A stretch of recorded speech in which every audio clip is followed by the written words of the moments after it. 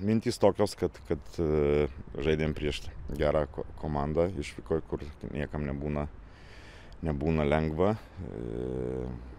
Kas liečia patį žaidimą, tai viskas tvarkoj. Dar kol kas nelabai suprantu, kaip mes šitas rungtynės sužaidėm lygiom, nes viskas buvo super ir progų turėjom. Ir padarėm dvi klaidas, kurios nulėmė, kad Šiauliai įmušė įvarčius, 2 kartus perėjo per vidurį ir įmušė mums 2 įvarčius. Tai tas truputį gaila. Tikrai manau, kad buvom verti ir buvom arčiau pergalės. Šiauliai gal kiek aktyvesni buvo tik pačioje rungtynių pradžioje, paskui jau jūs perėmėte tą iniciatyvą, tai kažką pakeitėt galbūt, ar tiesiog taip susidėliojo, kad, nežinau, jūs buvot paskui jau aktyvesni? Pradžioj po kelionės gal tas pati pradžia jo truputėlį. Bet ta pati pradžia ten buvo 5 minutės, kol vaikinai susistatė taip, kaip turi ir tada presingas pavykdavo, arčiau priėjom prie jų ir viskas buvo gerai, taip kad ir pirmam, sakau, kėlinį ten, kur tokių galbūt pusprogių, kur tokie neblogi išėjimai, kur galėjom ramiau sužaisti galbūt su kamuoliu antram kėlinyje. Tiek progų ir tokios 2 klaidos, futbolas. Markas Benetas žaidžia vidurio gynėjo pozicijoje, bet kartais jungiasi ir į atakas priekyje. Turbūt ta rizika, kurią prisėmate, ir turbūt ta rizika, kuri gal ir kainavo tą pirmą įvartį antro kėlinio pradžioje.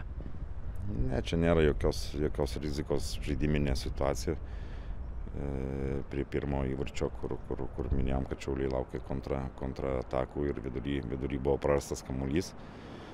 Benetai jį atkovojo ir galėjo išeiti į ataką, bet ten sumaišė kažkas, kaip gaunasi, ir aišku buvo palikęs tą poziciją, bet tenais, ta prasme, viskas jis gerai padarė, tik sakau, tokios klaidos grubios, kurios leido Šiauliams pasiekti įvarčius. Paskui dar labiau tą iniciatyvą perėmėt, įmušė 2 įvarčius, tačiau tada vėl ta baudinio situacija prie jūsų vartų. Nežinau, ar žiūrėjot video, ar žiūrėjot pakartojimus, ir kaip jums ta situacija? Sunku man pasakyti, bet teisėjas paskyrė 11 metrų baudinį. Buvo varas, tai manau, kad klausimų galbūt ir nėra. Ir paskui atrodė, kad Šiauliai išlyginę rezultatą, galbūt vis tiek žaidžia namuose ir bus aktyvesni, galbūt jie tą spaudimą kurs, bet tada 2 puikios progos, viena Lakitomo, tada kita jau standartinės padėties metu. Tai turbūt dėl to ir labiausiai apmaudu, kad parodėt charakterį, perėmė tą iniciatyvą rungtynių pabaigoje ir tų 3 taškų visgi įsivežti Šiaulių nepavyko. Tai ta iniciatyva ne tik rungtynių pabaigoje, mes išskyrus galbūt 5 minutės pradžioj rungtynių, po to mes visą laiką tą iniciatyvą turėjom.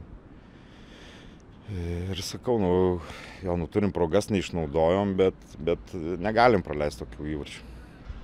Ir dabar žaidėt su Vilniaus Žalgiriu, tenai ganėtinai identiškos situacijos, atsilikinėjot, tada pavyko veržtis į priekį, bet visgi rungtynės ir ten baigėsi lygiosiamis. Tai galbūt smagu, kad komanda turi tą charakterį ir grįžta po tos, kaip pirmi praleidžia įvartį, bet galų gale tos persvaros nepavyksta išsaugoti. Galbūt su tuo sutinku, kad vaikinai žaidžia iki galo, ta prasme, kad ir praleidę įvartį, nekeičiam savo stiliaus, tas pats žaidžiam kaip suplanavę prieš rungtynės. Ir sakau, šiandien man labai gaila taškų.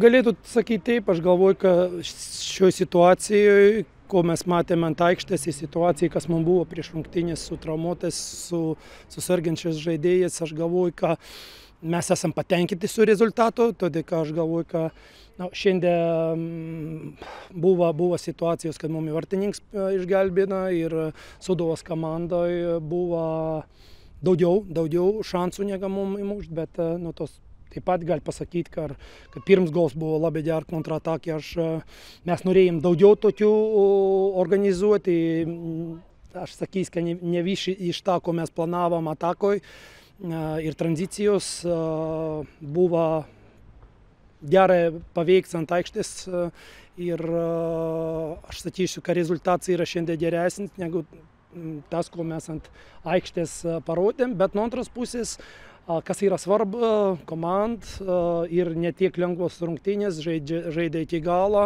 laukia savo momentų, dirba, sulaukia, įmušė ir tas yra labai svarbu, taip sakyti, distancijoje per viso čempionato labai svarbu ir kad kokios rungtynės mes esam net tokio gero situacijoje, ar ne vis pavyks, ko mes norėtų, įplanuojam ir galėtų. Svarbu yra, kad mes tos taškus irgi gaunam tokios rungtynės. Minėjot apie tas tranzicijas, pavyko, kaip ir minėjot, viena, kaip galvojat, ko trūko, kad tų tranzicijų nebuvo daugiau šiose rungtynėse? Aš galvoju, kad pirmas momentas buvo mes turėjom, mūsų komanda turėjo žaisti daugiau vertikalų pasų, mes per daug davom šansų ir oponentam mum nupresinguoti. Ir nepavyko tiek daug diagonalių vertikalų pasų, kaip mes norėtų. Tas buvo pats pagrindinis momentas, aš galvoju. Ir antras toks momentas yra aišku, kad mes dabar jau kokio periodo be Lygio Jankauską žaidėm ir dabar, kad jis grįžo, dar mums reikėtų laiką priprast prie tą, kad mums Lygius yra grįžęs, su ger greit, su ger techniko ir daugiau jį naudoti. Kaip ir minėjot, grįžo Lygius Jankauskas, grįžo ir jau šešplaukis buvo starto sudėtyje, tai turbūt šitie žaidėjai daug to kreatyvo prideda puolime ir tas jūsų komandos veidas keičiasi. Aišku, kad keičiasi, aš galvoju, kad tas, kad grįžo Lygius, tas labai svarbu mums yra. Deividas jau buvo kokio periodo atgal grįžęs, jis tik paskutinės rungtynės dėl savo kondicijų ir Lygius nežaidė, bet Deividas ir dabar šį savaitę jam buvo sunku fiziškai ir aš galvoju, kad jam šiandien buvo irgi labai sunku žaisti, aš labai noriu tikėti, kad iki sekančių rungtynių jis geresnė formoje bus ir dar daugiau mums galės padėti ant aikštės.